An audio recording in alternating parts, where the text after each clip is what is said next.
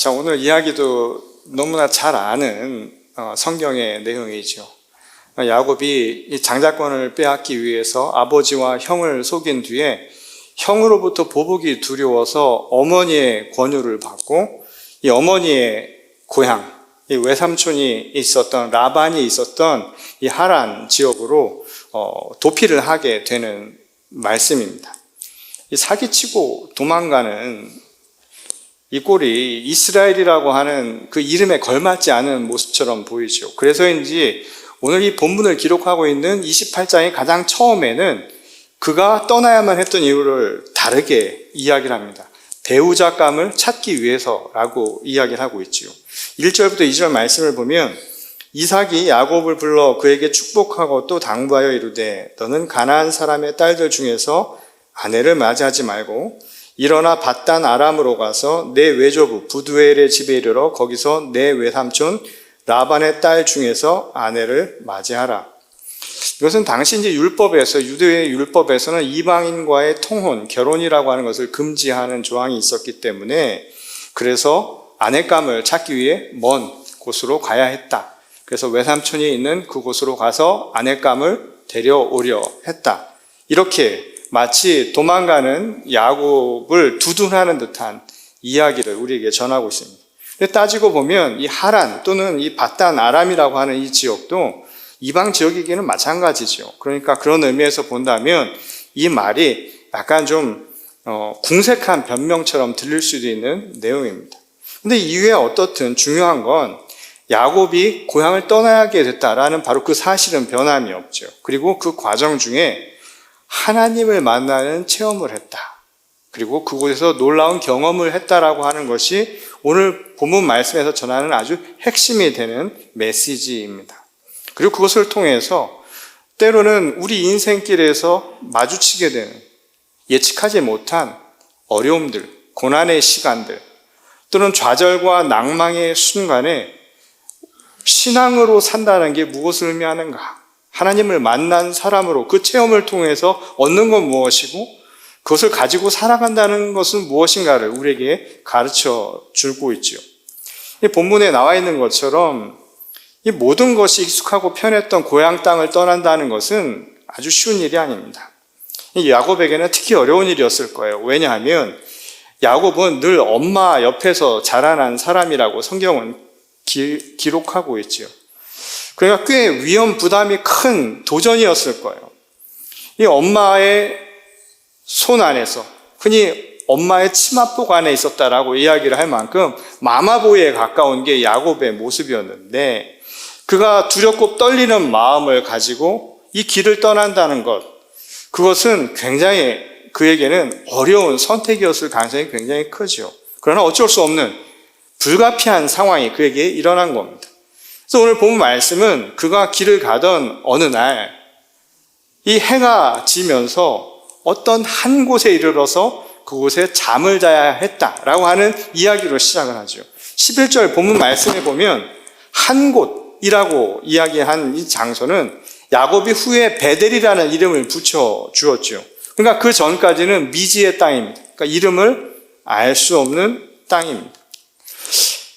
야곱은 이때까지 무엇이든 자기가 원하는 것을 성취하려는 성취욕이 굉장히 강한 사람으로 그렇게 표현이 되어 있죠.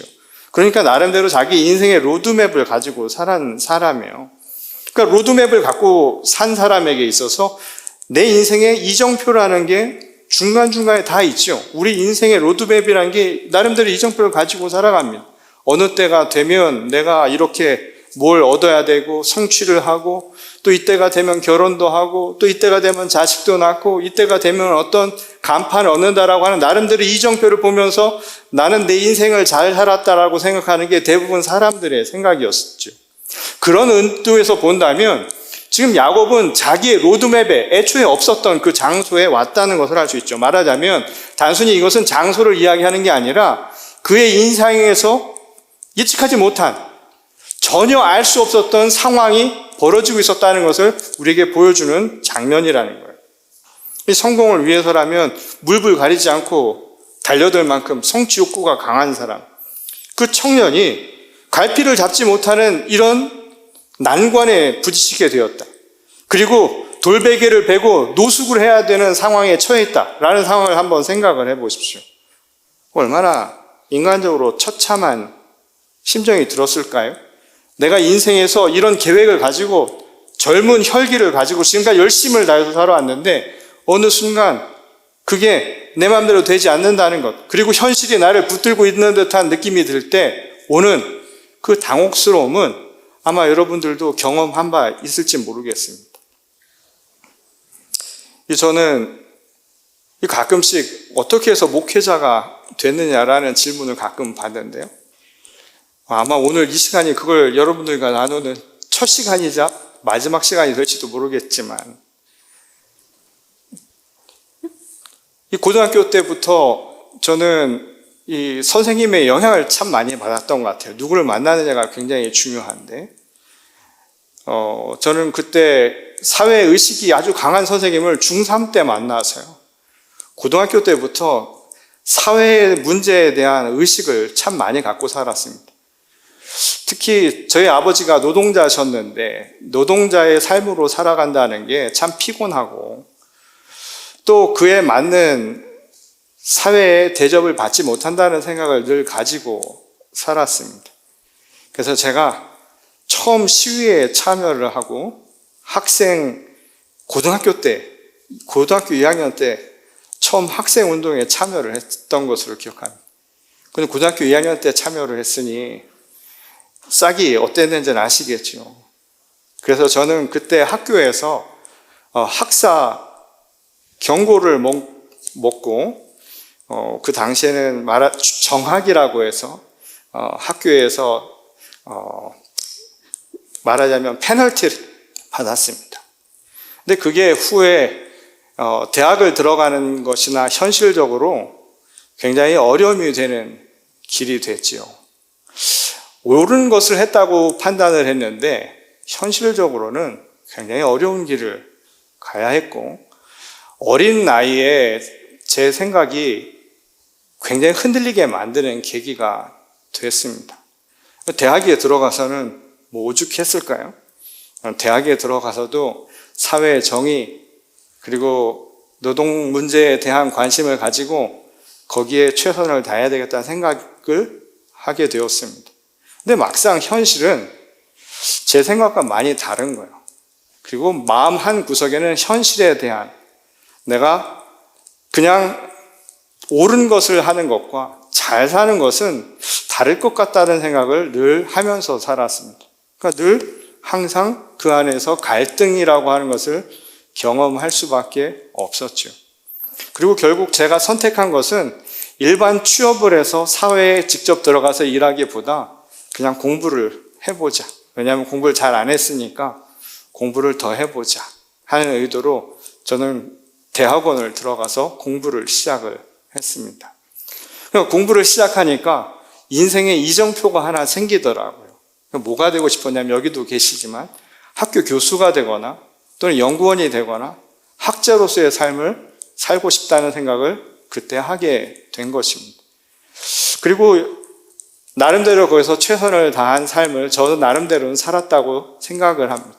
치열하게 살았다고 생각이 드는데, 그러고 결국 박사과정까지 들어가서 운 좋게 저는 일찍 대학 강의를 맡게 되었습니다. 남들보다 빨리 갈 수 있었던 거는 이 현실 욕구가 굉장히 나름대로 강했더라고요. 사회 정의를 위해서 열심을 다해서 일해야 되겠다라고 하는 그 열정이 현실 속에서 잘 살아야 되겠다라고 하는 열정으로 전환다니까 물불 가리지 않게 되어서 소위 말해서 줄을 잘 탔습니다. 그래서 대학원을 졸업하고 석사를 졸업하자마자 저는 박사과정에 들어가자마자 학교 강의를 얻게 되었고, 그리고 대학원 박사과정들 남들보다 빨리 저는 코스업을 다 마치고, 그리고 어느 대학에 이제 전문 강사로, 전담 강사로 들어갈 수 있는 길을 얻게 되었습니다. 근데 그때 저에게는 굉장히 어려운 요구가 따랐습니다. 이 당시 그 학교는 2년제 학교를 제가 갈 수가 있어서 그 학교에 가기 위해 이제 마음을 정하고 또 그것을 하나의 사다리로 생각하고 여정으로 생각해서 더 높은 곳을 향해 가는 중간 기점으로만 생각을 했던 것이죠. 그런데 그 학교에 전통 같은 게 있습니다. 요즘에는 사라져서 없어졌을 것이라 저는 확신합니다. 근데 그 당시에는 그곳에 서로 저를 채용하기 위한 그 과정으로 뭔가를 요구를 하더라고요. 그래서 사과 박스를 가져오라고 하시더라고요. 사과 박스. 그 당시에 사과 박스를 실제로 10,000원짜리로 채우면 약 1억 원이 들어갑니다. 그래서 그 정도의 사과 박스를 가져오라는. 저는 그때 굉장히 고민을 했습니다. 어떻게 해야 할 것인가?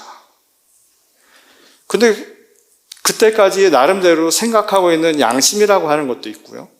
그리고 그때 제가 박사과정 때 전공하고 있었던, 그리고 논문의 주제가 부정부패에 관련된 겁니다. 사회 정의와 부정부패를 이야기를 하고 있었는데 고민 끝에 사과 박스를 저는 드렸습니다. 진짜 사과 박스를. 박스에다 사과를 담아서 드렸습니다. 그 이후에 삶은 여러분들이 어땠을까? 저는 결국 그때 결정을 해야 했습니다. 저의 커리어가 중단되는 결정을 해야 됐습니다. 남들이 생각하기에는 끝까지 다 갔다고 생각하는 그 시점에서 커리어를 중단한다는 것이 저에게는 보통 어려운 일이 아니었습니다. 죽을 만큼 힘들더라고요. 죽고 싶은 생각도 들었습니다. 만약 그때 저에게 갓난 딸이 없었다면 어떤 결정을 했을지도 모를 심각한 고통이 뒤따랐습니다. 현실은 제 생각이랑 너무나 많이 달랐습니다. 저는 그게 정의로운 일이라고 나름대로 양심을 가지고 행한 일이라고 생각했지만 그 이후에 따르는 후폭풍은 저의 생각과 그리고 저의 기대 그 이상의 것이었습니다. 저는 아직도 그 순간을 기억합니다. 제가 모든 것을 포기하기로 결정한 그때의 그날을. 제가 학교 캠퍼스 한 구석에 몰래 들어가서 통곡하고 울었던 그날을 아직도 잊을 수가 없습니다. 내 인생은 여기서 끝났다. 나는 더 이상 할 게 없어. 할 수 있는 게 없고 할 자신도 없고 할 용기가 없었던 겁니다. 어쩌면 성공의 사닥다리를 타고 올라가던 인생길에 이 만난 이 커다란 난관이 어쩌면 저한테는 최악의 상황이에요. 저 밑에까지 떨어지는 실패감과 좌절감을 맛보게 했을지도 모르죠. 어쩌면 그것은 어쩔 수 없이 집을 떠나서 먼 여행을 해야 했던, 그리고 길에서 노숙을 해야 했던 이 야곱의 상황도 크게 다르지 않았을 것이라는 생각이 듭니다. 비록 야곱에게 목적지는 정해져 있었죠. 그런데 어디에도 마음 둘 곳이 없는 아주 떠돌이 신세가 된 것은 이 곱게만 자란 야곱에게는 엄청난 고통, 난관이었을 가능성이 굉장히 큰 사건이었죠. 그런데 그는 누가 시켜서 한 게 아니라 스스로 한 것이었죠. 자기가 결정한 일이었습니다. 그래서 마치 제가 누가 시켜서 그런 게 아니라 제가 그때까지 살아온 건 제 선택이었던 것과 마찬가지였죠. 자업자득이었다는 겁니다. 그러고 보면 야곱의 여정은 그의 할아버지 아브라함이나 그의 아버지 이삭과는 전혀 다른 정반대의 길을 가고 있다는 것을 잘 보여주죠. 아브라함은 하나님이 지시한 그 땅으로 가기 위해서 이 자기 본토 친척 아비집을 떠나서 하란을 떠나서 곧 이곳까지 오게 된 겁니다. 근데 지금 야곱은 반대로 하란으로 가고 있죠. 역행을 하고 있는 겁니다. 그러니까 이 이야기는 아브라함과 대조를 하고 있는 것이죠. 순종하며 하나님의 말씀을 따른 삶과 그의 역행하는 삶, 그와 반대되는 삶을 살았던 야곱의 인생을 우리에게 보여주는 겁니다. 그리고 그것을 통해서 이 역행하는 것으로 끝나는 것이 아니라 지금 야곱에게는 또 다른 기회가 바로 이 돌베개 체험을 통해서 주어지고 있다는 것을 우리가 볼 수가 있죠. 다시 말해서 할아버지 아브라함에게 하나님이 만나주시고 그에게 복을 주신 것처럼 그 역시도 하나님을 만나는 새로운 경험을 위해서 다시 첫 신앙으로 돌아가고 있는 회복의 과정임을 우리에게 가르쳐주고 있는 대목이라는 거예요. 그것은 바로 오늘 야곱이 본 사닥다리의 환상이 증명해 주죠. 이 꿈에서 야곱은 이 하늘에 닿은 이 사다리를 보게 됩니다. 그리고 그곳에서 천사가 오르락 내리락 하는 장면을 보게 되죠. 근데 여기서 중요한 것은 오르락 내리락 하는 그 이유가 뭐냐, 이런 이야기가 중요한 것이 아니라 지금 사다리가 하늘 끝까지 닿아 있다라고 하는 바로 그 장면입니다. 꿈에서 본 하늘과 땅의 이 연결은 이 지금까지 야곱이 살아왔던 세계관, 그가 보았던 것과는 전혀 다른 광경이었기 때문이라는 거예요. 야곱은 철저하게 땅만 보고 산 사람이에요.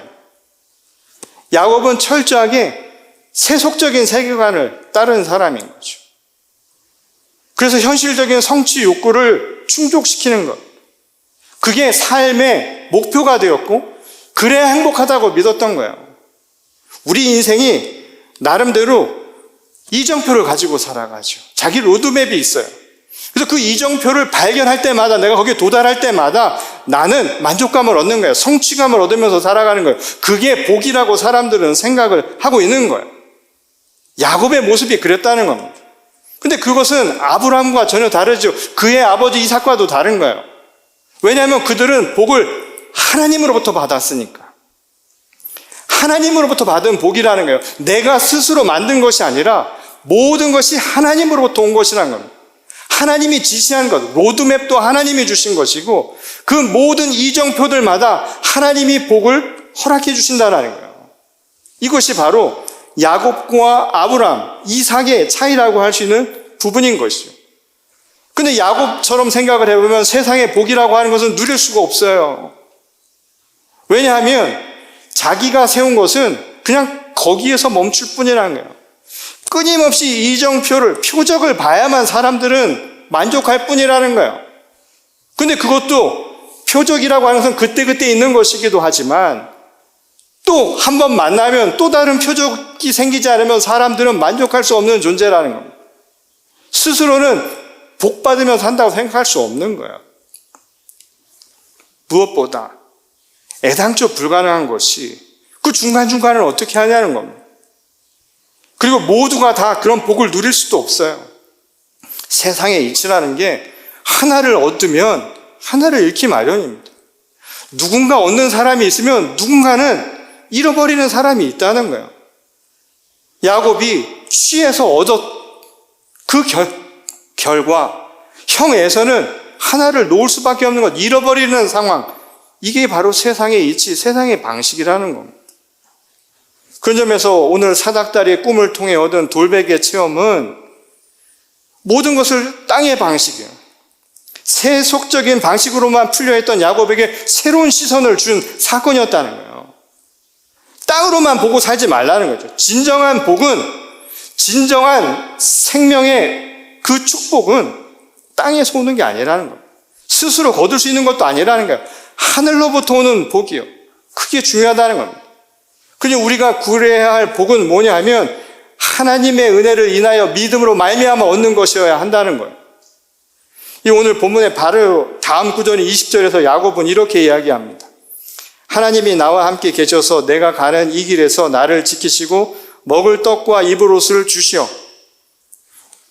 이 먹고 입는 모든 일용할 것들이요, 이게 다 하늘에서 온 것이라. 지금 돌베개 체험을 통해서 사다리의 꿈을 꾼 뒤에 야곱이 어떻게 변했냐면 지금 일용할 것들, 내가 삶에서 필요한 모든 것들이 결국은 다 하늘에서 온 은혜라는 것을 고백하게 되었다는 거예요. 누리는 모든 것이 당연한 게 아니라는 거예요. 하늘의 은혜라는 거예요. 그래서 16절을 보면 그가 이전의 삶을 어떻게 이야기하냐면 야곱이 잠이 깨어 이르되 여호와께서 과연 여기 계시거늘 내가 알지 못하였다. 몰랐다는 거예요. 이전에는 내가 땅을 보면서 살아가는 사람, 세속적인 세계관을 가지고 살았던 사람, 그저 땅에서 내가 정한 이정표만을 세우고 거기서 만족을 얻으며 살았던 그 삶에서는 보지 못했던 거예요. 하나님이 나와 늘 함께 하고 계시다는 것을 몰랐다는 거예요.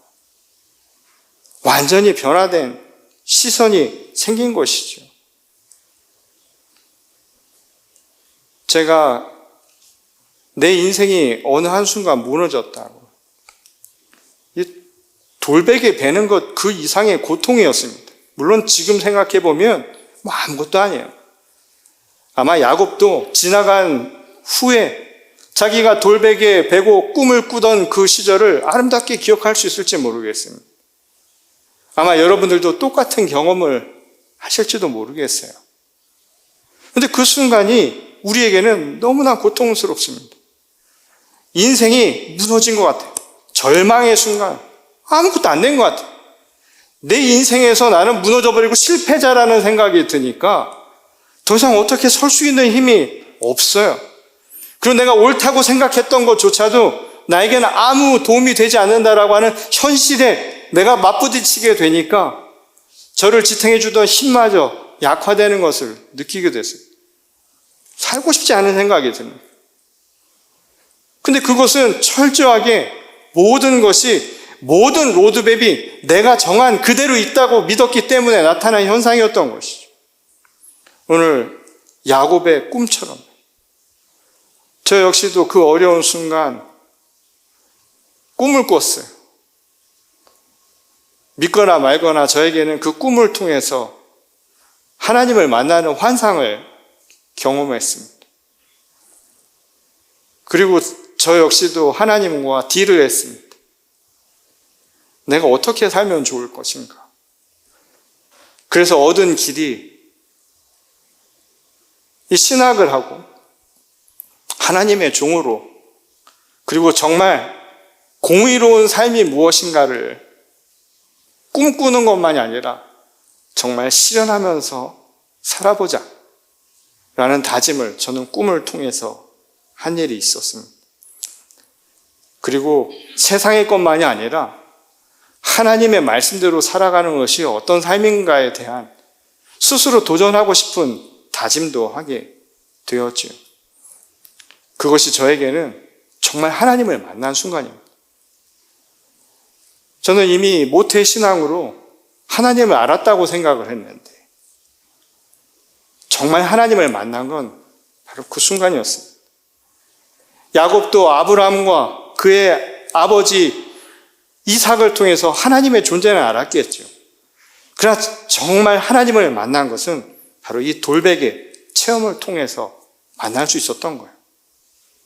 왜냐하면 그 전까지 보여준 그 행태는 결코 하나님을 안다고 말할 수 없는 삶을 살았기 때문입니다. 믿음의 사람과는 전혀 다른 삶을 살았기 때문인 거예요. 그러니 돌베개 체험은 그가 정말 하나님의 자녀가 되는 체험을 한 사건이고요.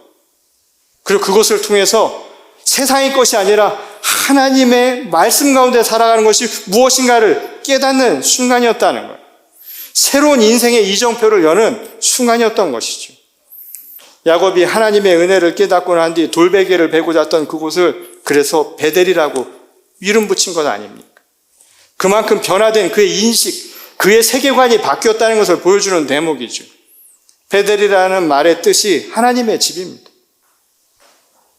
모든 것을 다 잃어버리고 하나님이 나를 포기한 것 같은 순간에 그는 깨달았던 거예요. 오히려 그 돌베개를 배우면서 이게 진짜군. 하나님이 늘 나와 함께 하시다는 것. 비록 땅은 꺼져버리고요, 숨어버릴 데가 없는 순간인 것 같을지라도 하늘의 문은 열려 있다고요. 하나님은 여전히 우리와 함께 하고 계시다는 소망을 얻게 된 거예요. 확신을 얻게 된 것이지요. 늘 주님이 나와 동행하신다는 그 희망을 갖게 된 겁니다. 그것이 그에게는 어떤 변화를 주었을까요? 요한일서 5장 5절에서 요한은 이렇게 얘기합니다. 세상을 이기는 힘, 그것은 바로 믿음에서 나오는 것이라고.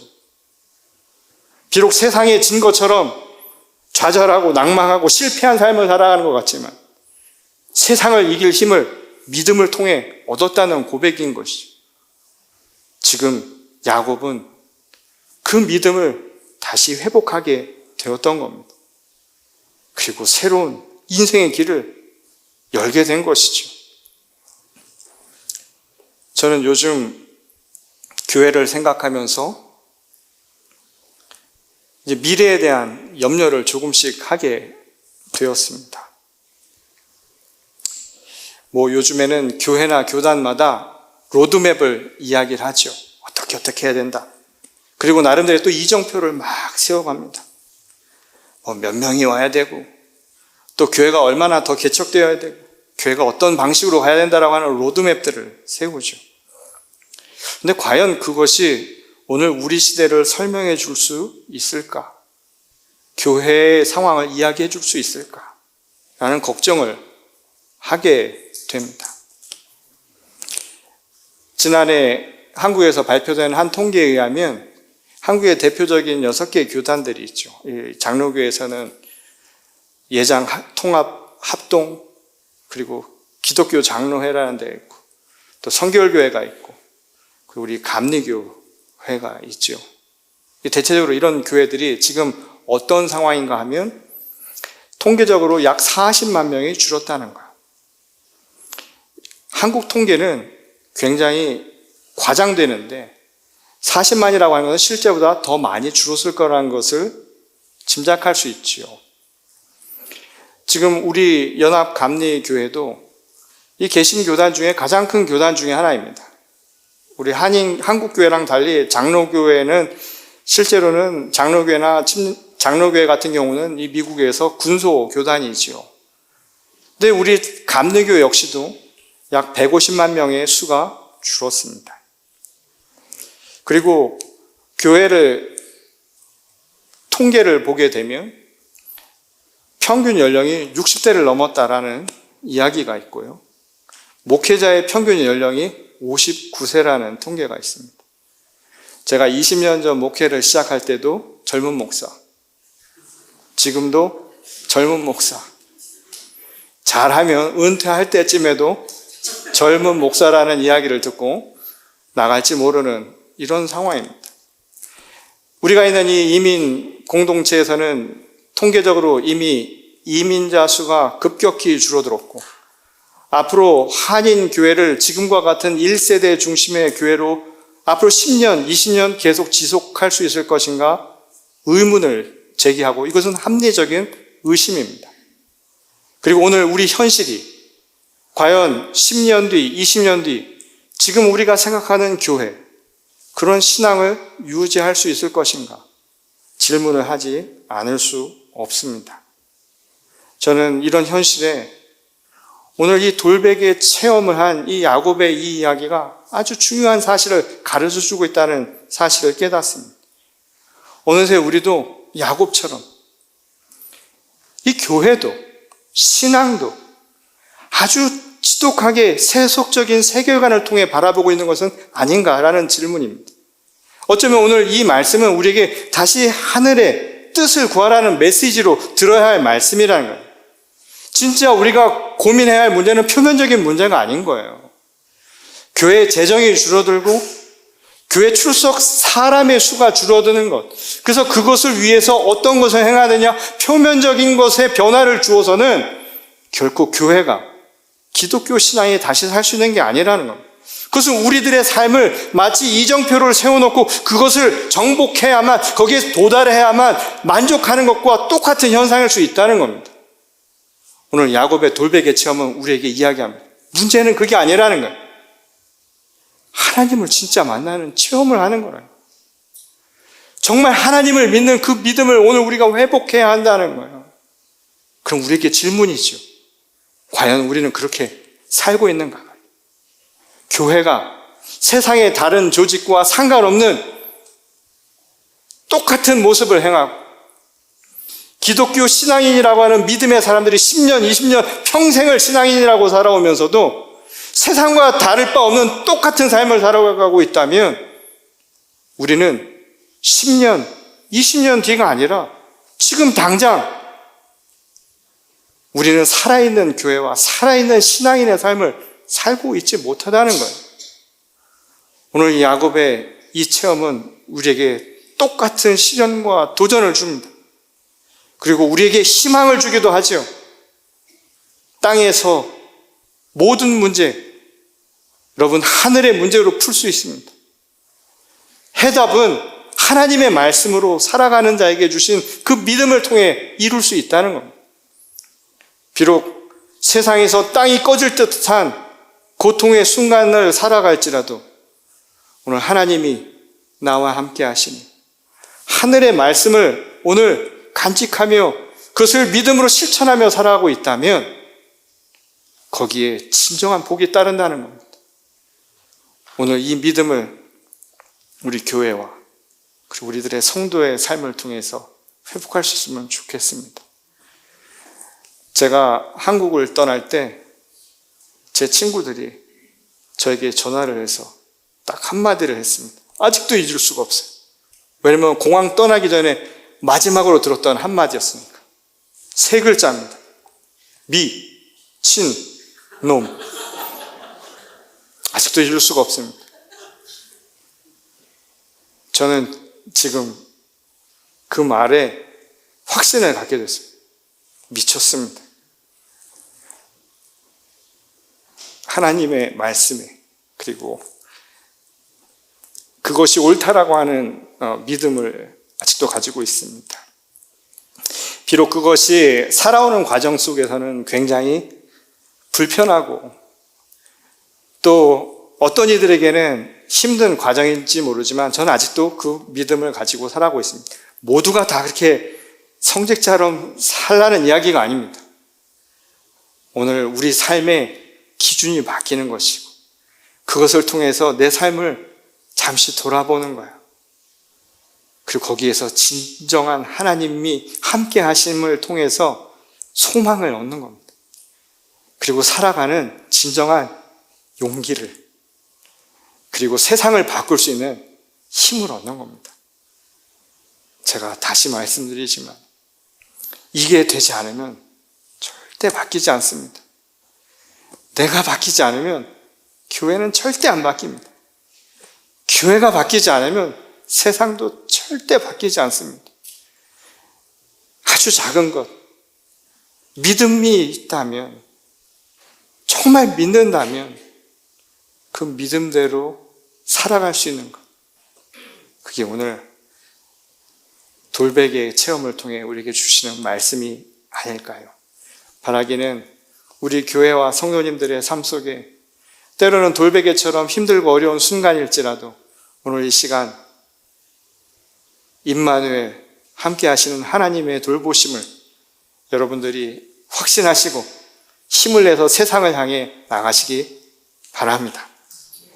믿음이 세상을 이긴다는 그 용기를 가지고 나가서 세상과 맞설 수 있는 저와 여러분 모두가 될 수 있기를 주님의 이름으로 간절히 축원합니다. 다 같이 기도하시겠습니다. 우리를 지극히 사랑하시는 아버지 하나님, 오늘도 돌베개와 같이 삶에 우리가 세운 이정표에서 벗어난 알 수 없는 고난과 고통 속에 살아가는 주의 자녀들이 있습니까? 이 시간 그들에게 위로를 더하여 주시고 살아계신 하나님을 다시 만나는 기쁨을 허락하여 주시옵소서. 더불어 자신의 삶을 살아가는 이들에게도 여전히 내가 세우고 살아가는 이정표만을 바라보고 있다면 다시 눈을 들어 하늘을 보게 하시고 하나님의 말씀을 따라 새로운 삶의 이정표를 세워가는 주의 거룩한 성도들이 되게 하여 주시옵소서. 오늘 우리들의 삶을 하나님께서 지키시고 또 하나님의 뜻 가운데 인도하시기를 간절히 청하오며 사랑이신 우리 주 예수 그리스도의 이름으로 감사하며 기도드렸습니다. 아멘.